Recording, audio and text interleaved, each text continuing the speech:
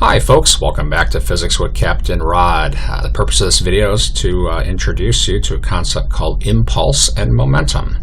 So what we're looking at here, we've got this object, and imagine this object is acted upon by a bunch of forces here. I've got an F1, F2, F3, F4, F5. I just picked 5 forces at random. There could be 2, 3, 4, 100, doesn't matter.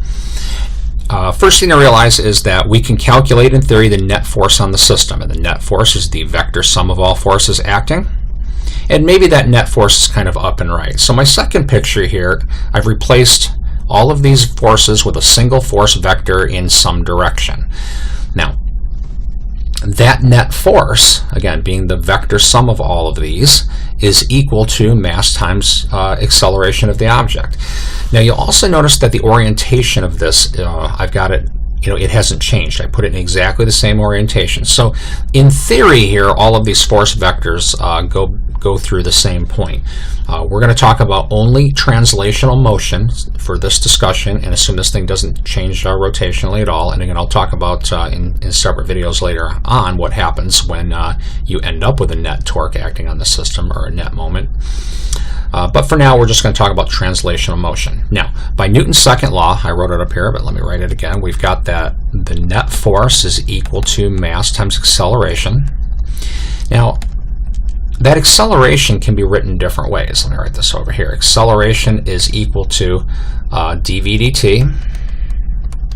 It's also equal to the second derivative of position with respect to time. So I'm going to go ahead and use s as my position variable.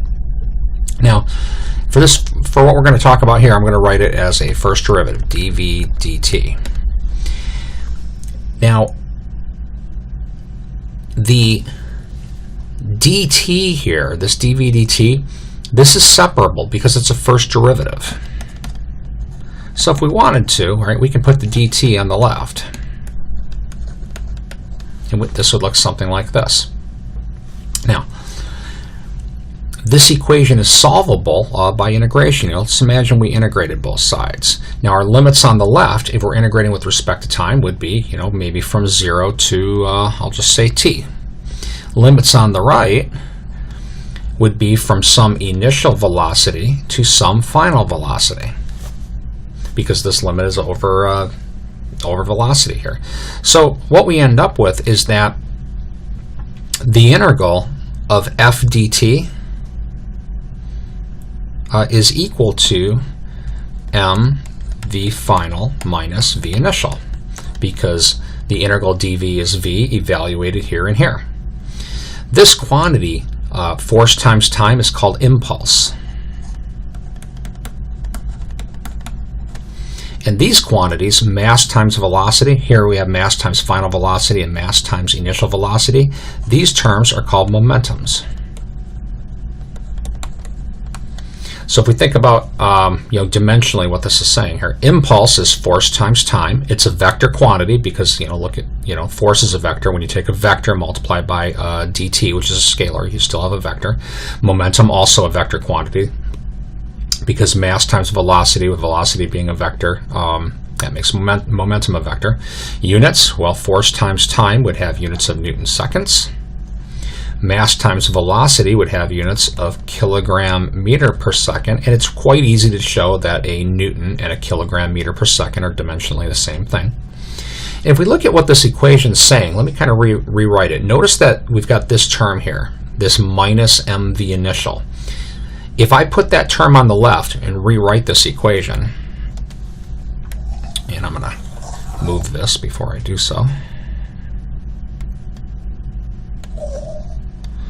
What we have here is we have m v initial plus integral f dt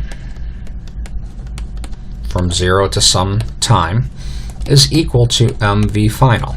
Now let's think fundamentally, what this equation is saying. If I take the initial momentum of a system, add my impulse, I now have my final momentum of the system. This equation in a college physics text is usually maybe written something like this: mv initial plus f delta t equals mv final. This would be perfectly acceptable if you had a constant force, but in general that force can vary.